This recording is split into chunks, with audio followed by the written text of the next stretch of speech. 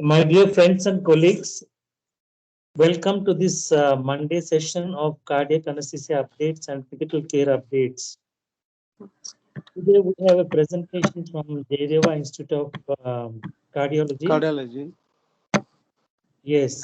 Can I request Dr. Prabhu Shankar to introduce the speaker? Yes, sir. Yes, sir. Good evening to all. Hello, can you hear me? Yes, sir. Hello. Yes, we can hear you. Good evening to everybody. Today's is a quite interesting topic about functional tricuspid regurgitation. So it is done by Dr. Rosa Madhuri. She is our second year student doing her MD in cardiac anesthesia. As we all know that the functional most commonest valve is involved when compared to any other for any disease for that matter. It may be myocardial, cardiovascular system. Hello, hello, Yes, sir. Yes, Your voice is audible, sir. hello. One yeah, we minute. can hear.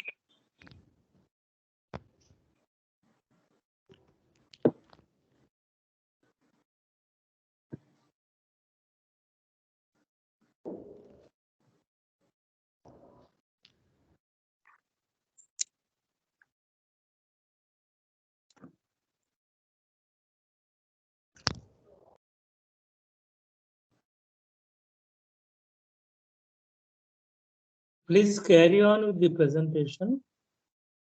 Hello, hello. Yeah, we Uh, can hear you. Sir, though the most brunt, the valve which is when compared to any other valve among the four is the tricuspid valve. It may be extracardiac, it may be cardiac, starting from the pericardium disease to the various valve disease, or including the myocardial disease, or it may be other conditions like it also suffered by other conditions like renal failure, it may be renal failure, liver failure, or including even the carcinoid tumors. Like the most brunt valve is the tricuspid valve. In that, it most of the time it's about 90 to 95% is functional, where the pathology of where the valve apparatus or valve leaflets, there is no involvement. Hello, hello, hello. Yes, please carry on. Please carry Yes, on. sir. So it is the most, in fact, it is the most neglected valve among all the four uh, valves. And because of that, I think God has given us the more orifice area to take the brunt of any disease of the other system also. The orifice areas are almost, when compared to all other valve, it is almost largest among all four. It is 7 to 8 square centimeters. She is going to deal about the various causes of functional tricuspid regurgitations and various guidelines for the management of functional tricuspid regurgitation. I request Dr. Rosa Madhuri to carry on, please. Hello? Yes, sir. Thank you, sir. Good evening, everyone. I am Dr. Roja Madhuri from Jayadeva Hospital.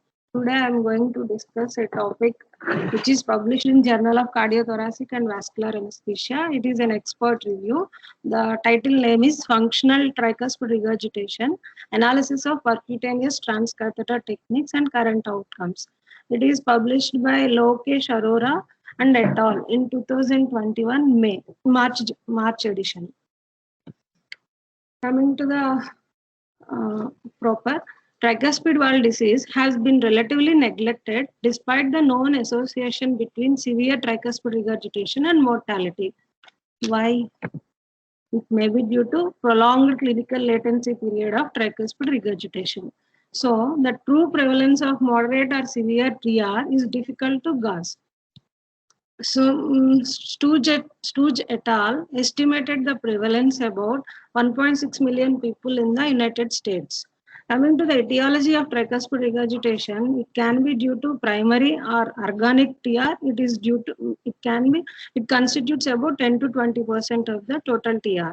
Secondary or functional TR, it constitutes about 75 to 90% of all causes of TR.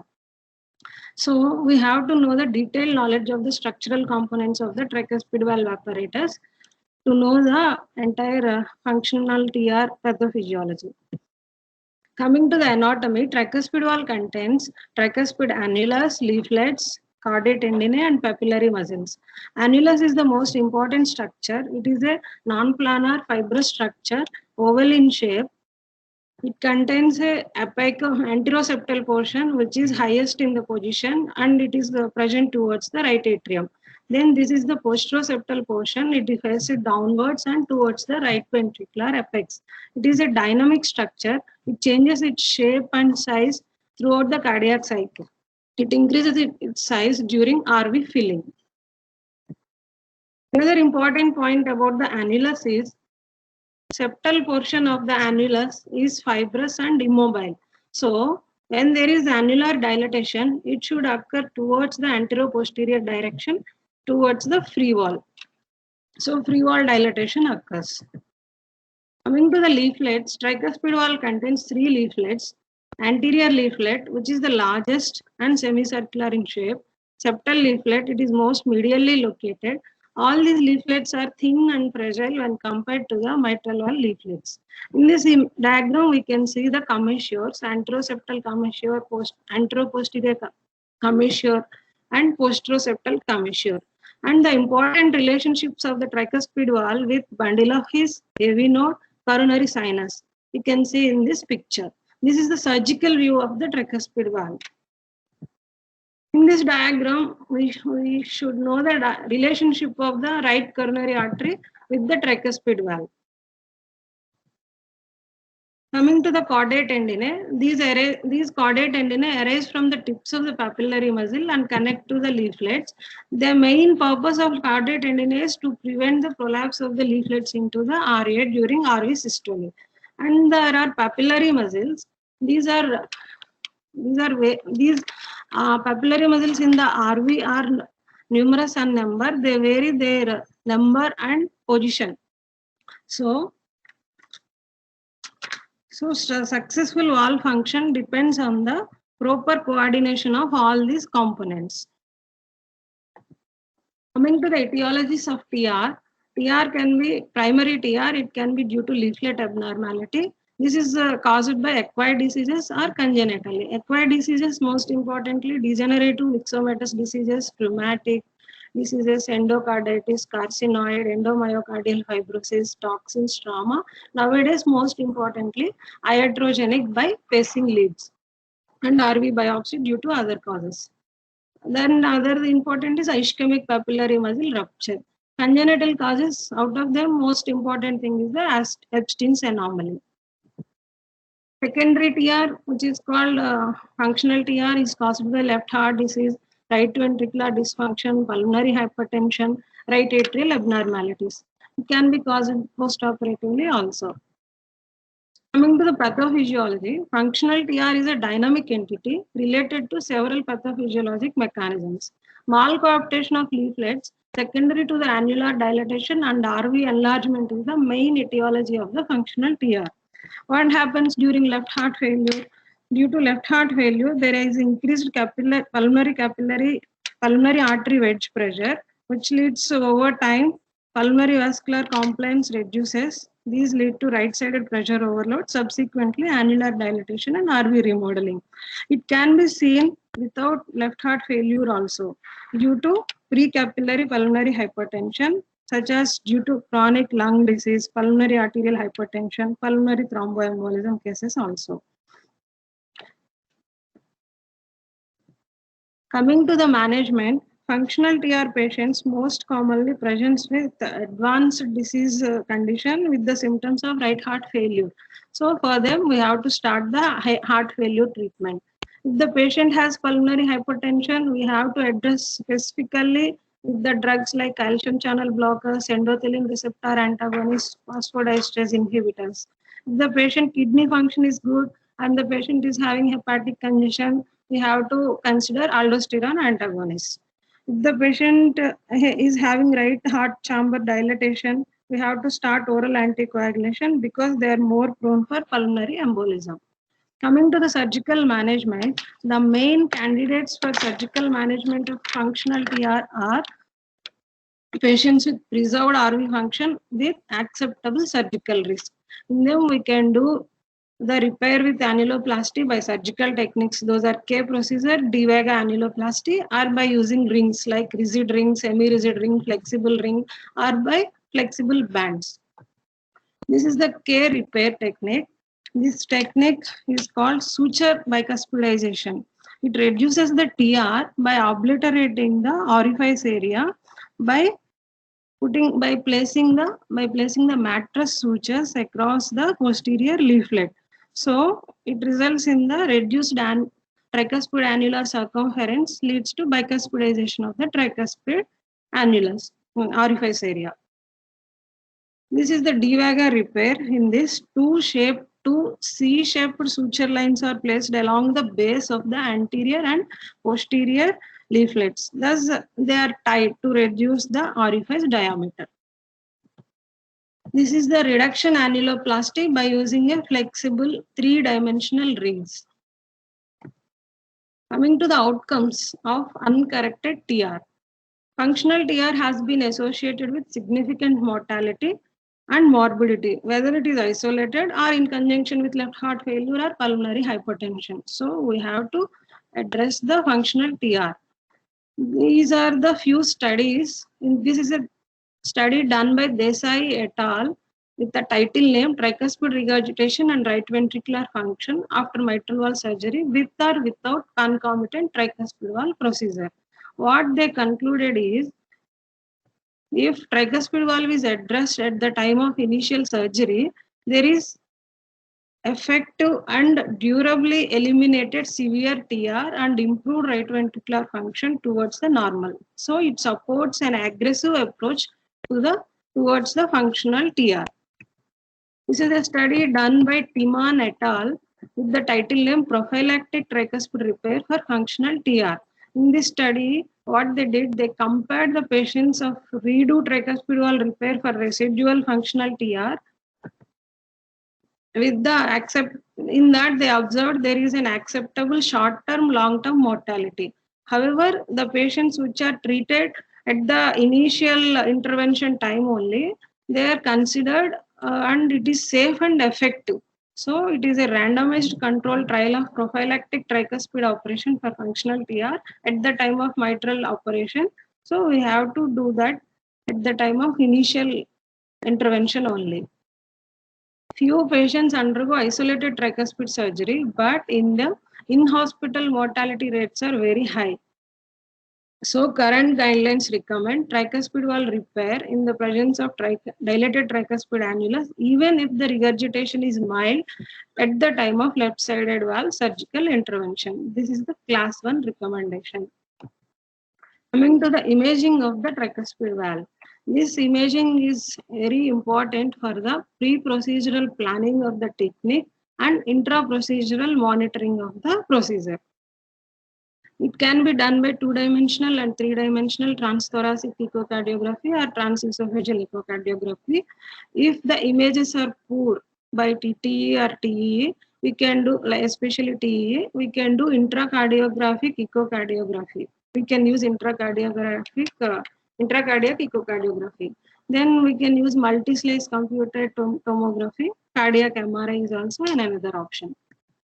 These are the 2D TEE views of tricuspid valve. This is the 4-chamber view. First of all, how can you identify tricuspid valve? This tricuspid valve, important feature is septal leaflet hinge point is apically placed. These leaflets are thin when compared to mitral valve, and these leaflets are septophilic. With these three features, we can identify the tricuspid valve. In this 4-chamber view, the leaflet towards the septum is the septal leaflet, other is the anterior or posterior depending on the position of the probe. This is the RV inflow view, mediasophageal view.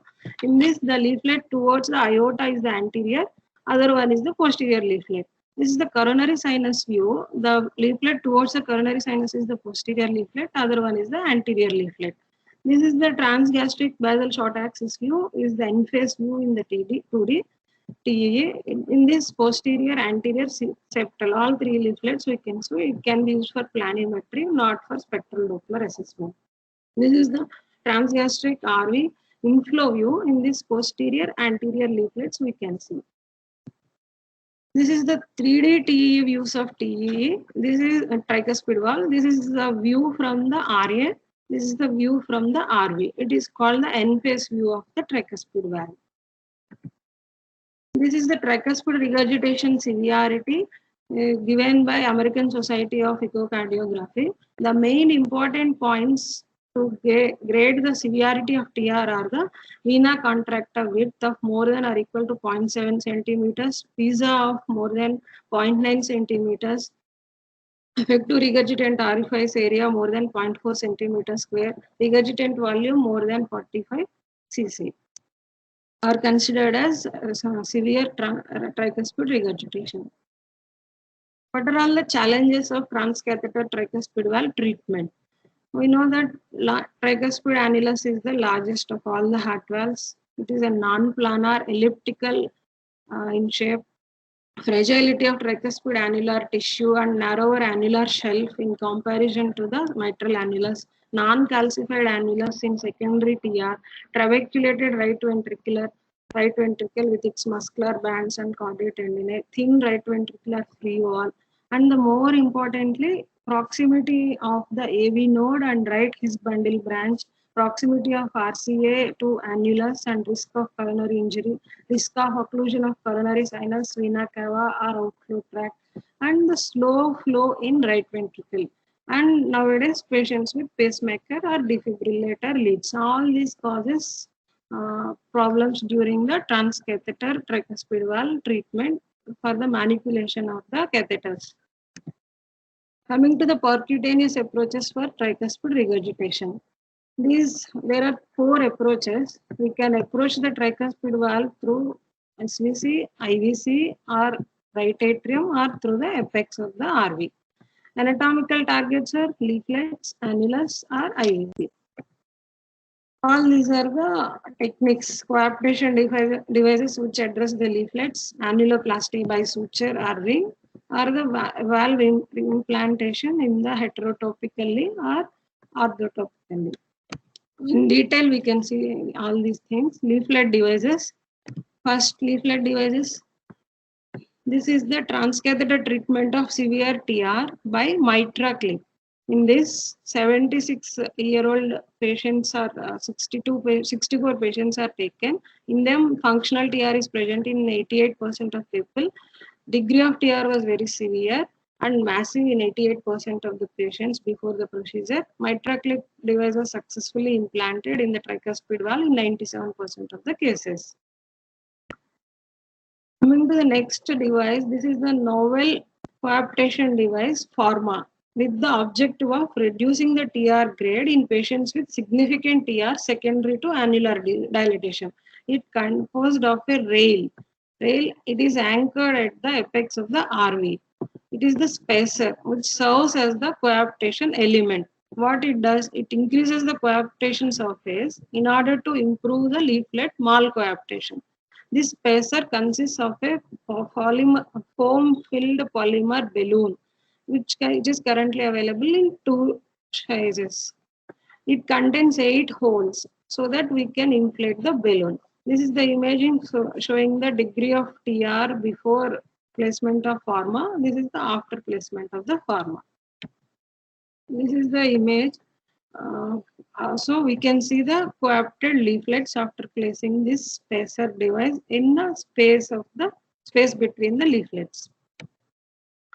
This is the baseline 2D, 3D images. This is the post Pharma. In this, so during this procedure, we have to guide the cardiologist so that chordae tendineae, papillary muscle should not get injured. So proper placement should be guided by echocardiography. These are the two trials. This is the pharma trial. It is a feasibility trial. Next is the spacer trial. It is the efficiency trial. Next going to the cannular devices. These annuloplasty devices are two types. Suture system, those are tri-align device, tri-kinch device. Ring systems are cardioband system, millipede system. This is the millipede is an adjustable complete ring. We have to place it first, then annular attachment we have to do with the screws, then annular reduction by compressing the size. Then next is the cardio band. It is a percutaneous band for mitral being repurposed for tricuspid.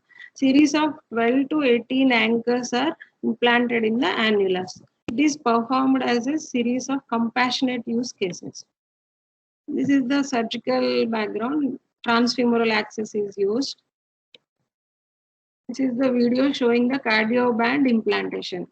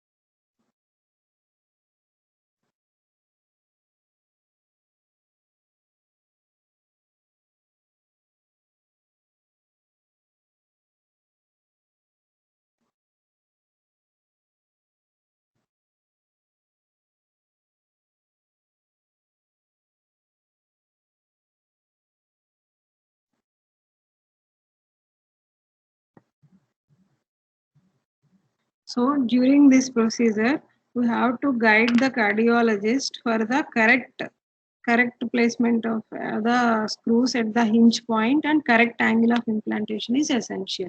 Coming to the next device, mitral line device. It's a percutaneous annuloplasty system. It reproduces the case surgical procedure, which converts an incompetent tricuspid valve into a competent bicuspid valve by plication of both the anterior and posterior tricuspid annulus. This is called the bicuspidization of the tricuspid valve with the mitral line system. We have to do the procedure with right internal jugular access. 14-pin sheath is used. Hook is placed with the first pledget. Then we have to deliver the second pledget. So clinching of the clinch the pledgets together to obliterate the posterior leaflet and deliver the lock on the atrial side. This is the video.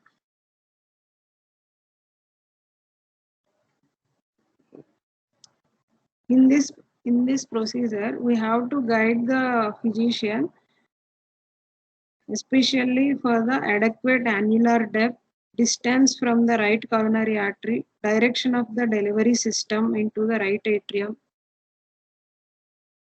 maximal plication of the tricuspid annulus. All these should be done by us.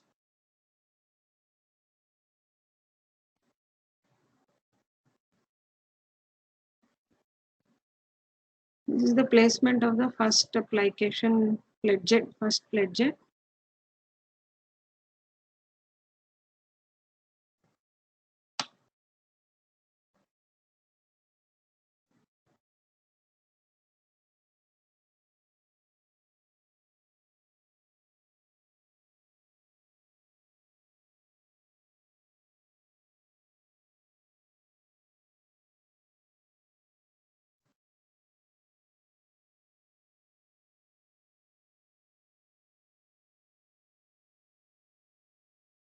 So the annulus became bicuspid valve now.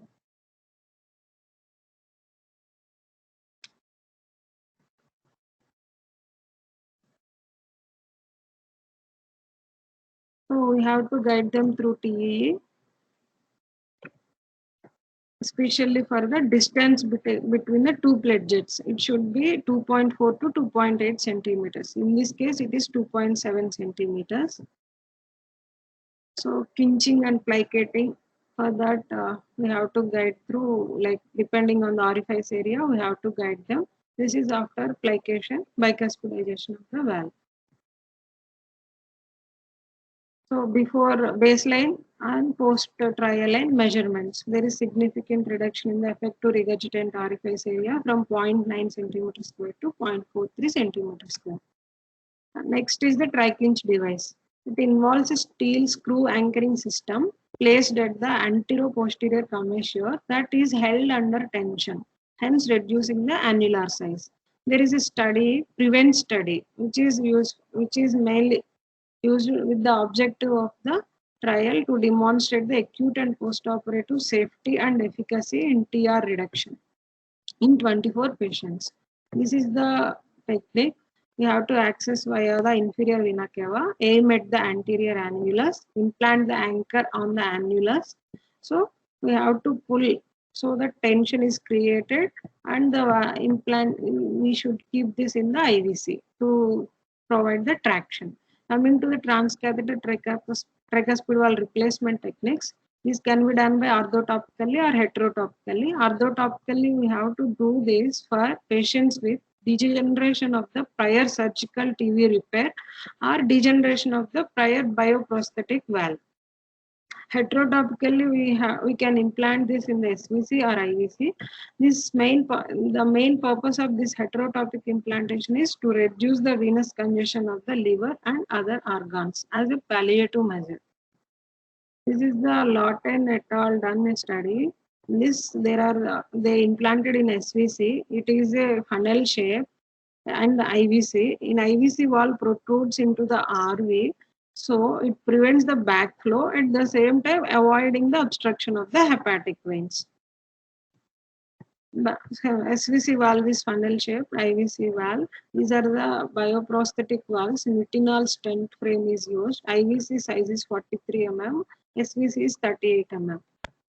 This is the echo view showing the tricuspid, showing the heterotopic valve in the IVC. There are limitations to the Cavell valve implantation. These are mainly used for patients with significant TR in the deteriorating clinical states. On a compassionate grounds, we select the patients for the device.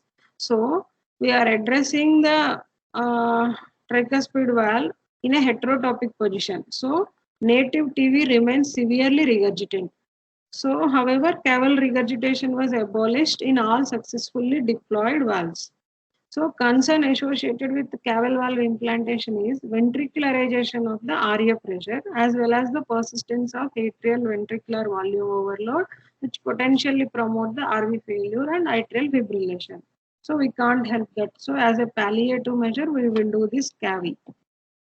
Coming to the future trends, transcatheter tricuspid valve replacement. This can be done by using Navigate. It is a nitinol tapered stent. It is a high profile valve, truncated cone configuration with annular winglets for secure anchoring of annulus and tricuspid valve leaflets. It is a chemically preserved xenogenic pericardium valve. These are the echocardiographic and other assessments of the tricuspid valve, pre-procedural, intra-procedural guidance and post-procedural assessment. Especially we have to assess the tricuspid valve morphology and function and confirm the function of the native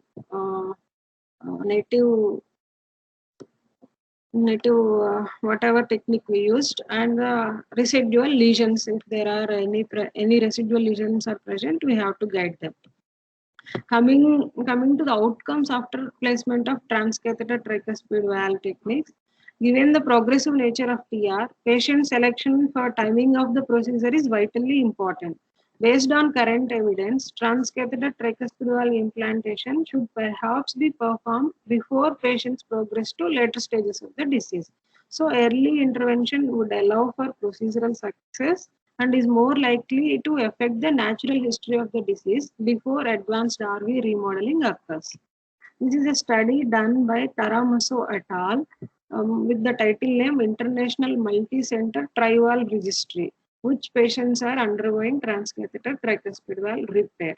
In this, they concluded that it is a transcatheter tricuspid valve therapy is feasible with different techniques, but the clinical efficacy requires further investigation.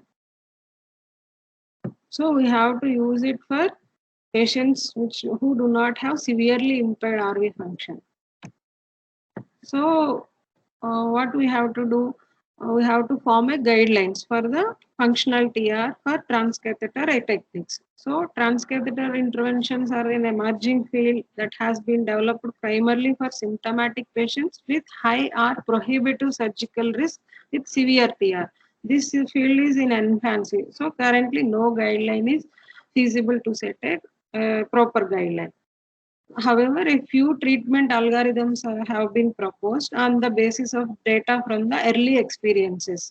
For this, we have to start with a careful patient selection by a multidisciplinary heart team, which is crucial to maximize the effectiveness of the procedure. This is the guideline formed by them. In this, symptomatic severe functional TR patients are selected. If the patients have comorbidities like end-stage liver disease, end-stage renal disease, severe lung disease, fixed severe pH, neurologic dysfunction, malignancy, all these are excluded. Why? Because in them, risk of intervention may outweigh the benefit of conservative management.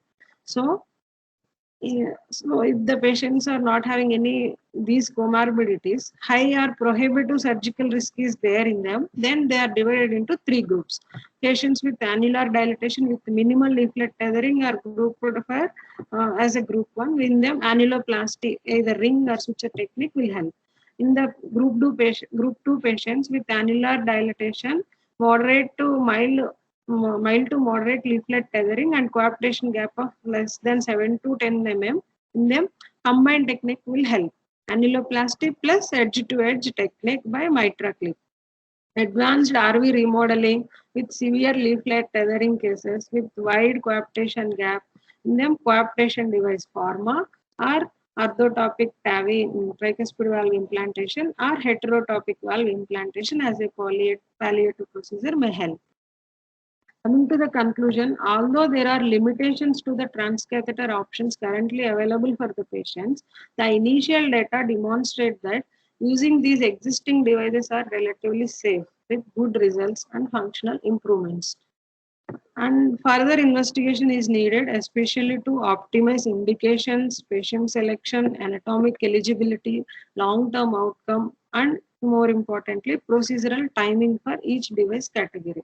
As new devices, new imaging tools are being developed, intraprocedural imaging with echocardiography by anesthesiologists will continue to evolve and remain critically important.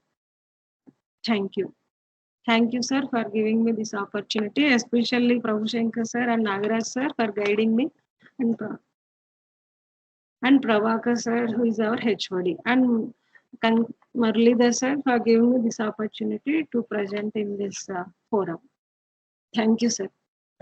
Dr. Roja, I think it was a wonderful presentation. There's no doubt about it. You have done an excellent job.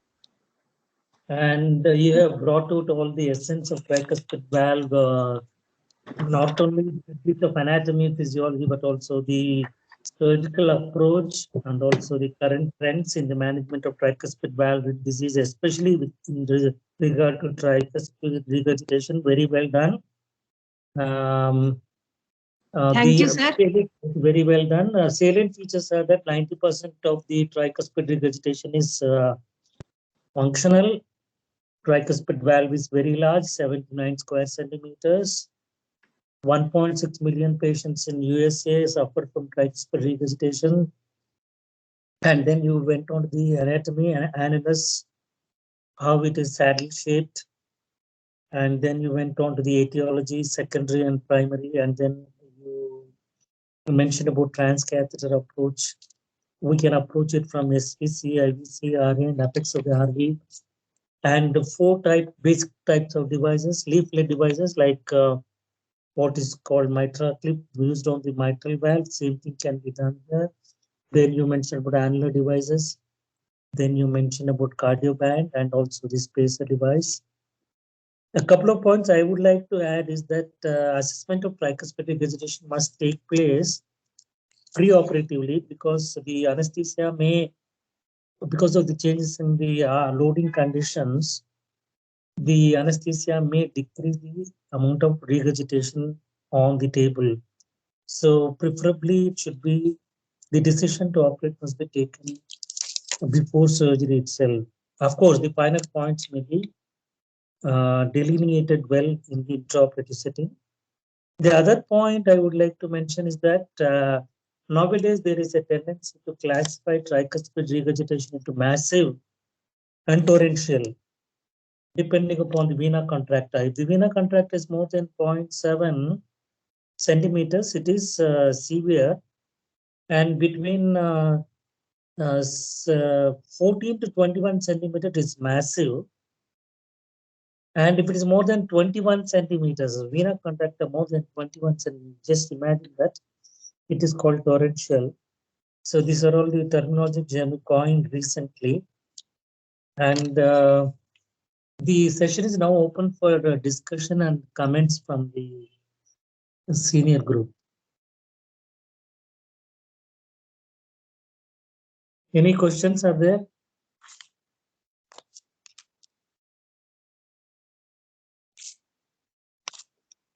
Prabhakar is there. Do you want to add anything, Prabhakar? Hello. Yes. Yeah, sir. I think we have told different salient features of their presentation. It was a nice presentation. Of course, we usually see most of the cases on table. You said that it should not be decided on table. That is also correct. But some of the patients where we feel mild or we left out, the patient may progress to develop over a period of years. That is the problem what we face. So in those cases, is catheter-based techniques may be very well adopted for patients. My approach is that if you are doing a left-sided surgery, if Yes, the TR is moderate, it must be addressed then and there. If the Yeah, patient sir. is doing left-sided surgery, for example, mitral regurgitation or mitral stenosis, or any other left-sided surgery, for example, severe aortic stenosis or any left-sided surgery, if the patient has a moderate TR, severe TR anyway you have to address.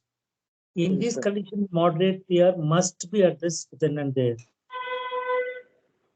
Yes, sir. And if the patient is having isolated tricuspid regurgitation, then it depends whether the patient has already had a surgical procedure done, had a sternotomy done, and the tricuspid regurgitation is severe now. In these cases, you should consider the percutaneous techniques because it may avoid re-sternotomy with attendant complications. So in these cases, and also sick patients who are not good surgical candidates, percutaneous techniques come very much handy in these cases. Yes, sir. Thank you, sir. Thanks for your Sir, when you tell it's a prophylactic tricuspid tricuspid correction. Now, when to prophylactic, she mentioned prophylactic tricuspid address should be addressed. Correct. Prophylactic means when actually when it is moderate, you must address it. Though the patient may not have right-sided problems at that point of time, we know that it is going to progress. A moderate TR will progress given time, maybe in 5 to 10 years, it will become severe and there will be RV dysfunction, RV failure, and hepatic congestion and ascites and other associated problems. So even if the RV function is reasonable, if the patient is moderate TR, it must be addressed. That is prophylactic Roja, do you agree with that? Yes, sir. Yes, sir. While doing left-hearted valve surgeries, we have to address the TR, even it is mild to moderate, sir. That is called prophylactic TR surgery. Correct. Correct. Any other questions are there?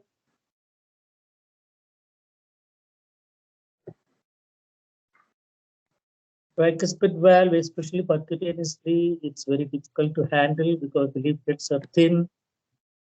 Whereas in mitral valve, there are 2 leaflets. Here there are 3 leaflets, so we have to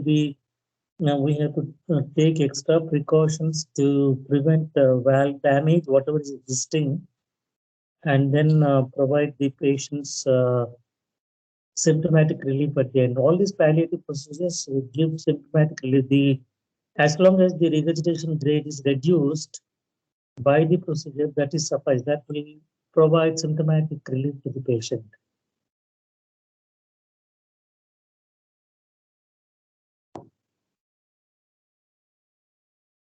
Are there any questions from Narayana group? No, nobody has asked.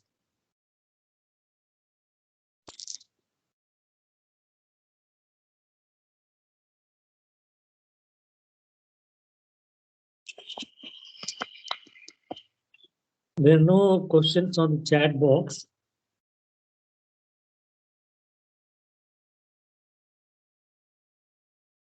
Shall we close the meeting, Dr. Yes. Sir? Yes, sir. Yes, sir. I must congratulate Roja for that presentation, a really good presentation. Yes, sir. Yes. Thank you so much, sir. Yeah, very nice, very nice. Would like to hear you more. Thank you very much. Next Thank time you, we'll put. We'll put, sir. Yeah.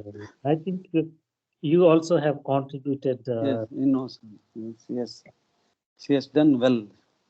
Prepared. Actually, within 3 days we have changed the topic, sir, because of. Yeah, I know. I asked your permission also, sir. No problem. As long as the program runs well and it is beneficial, all these things are fine. So we'll close this meeting. Next week Yes. we'll do it. And Sunday we'll be having mitral valve repair assessment. Sir, Raghu will be- aortic. You told aortic, no, sir? I Sunday. think mitral valve repair assessment. That's what Rajiv told me. So I think that's what is the topic. Please come prepared so that you can ask interesting questions. Thank you very much. Good night. Thank you, sir. Thank you, sir.